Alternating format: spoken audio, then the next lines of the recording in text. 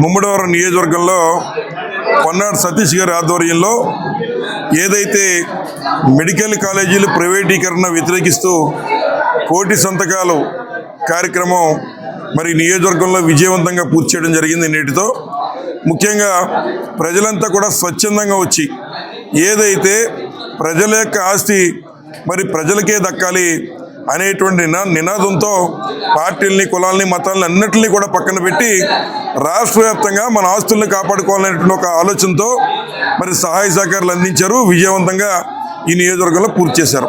వారందరినీ మరి పేరు పేరున అభినందిస్తూ ఉన్నా.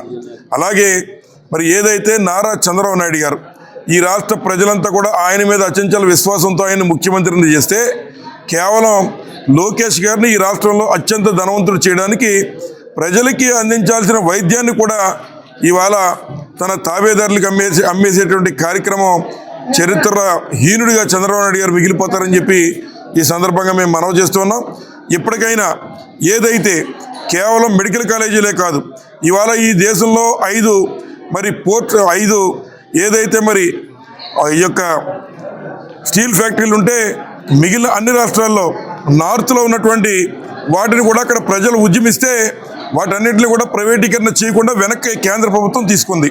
అటువంటి తరుణంలో ఇవాళ విశాఖ ఉక్కు మరి మా అందరూ హక్కు అనేటువంటి విధంగా, ఆంధ్రుల యొక్క హక్కు అనే విధంగా ఉన్నటువంటి మా సెంటిమెంట్ను కూడా మరి కూటమి ప్రభుత్వంలో గౌరవించకుండా ఒకవైపున స్టీల్ ప్లాంట్లు అమ్మేసేటువంటి కార్యక్రమం, రెండో వైపున ఈ మెడికల్ కాలేజీలు అమ్మేసేటువంటి కార్యక్రమం, మూడో వైపున ఎవరైతే లులు మాల్స్ అనేటువంటి విధంగా కొంతమంది వ్యాపారస్తులకి మరి వారి దగ్గర లంచాలు తీసుకుని ఇవాళ మరి ప్రభుత్వం యొక్క విలువైనటువంటి స్థలాల్ని వారికి ఉప్పుకి బెల్లాలకి ఇచ్చేసేటువంటి కార్యక్రమం మరి నారా చంద్రబాబు నాయుడు గారు చేస్తున్నారు.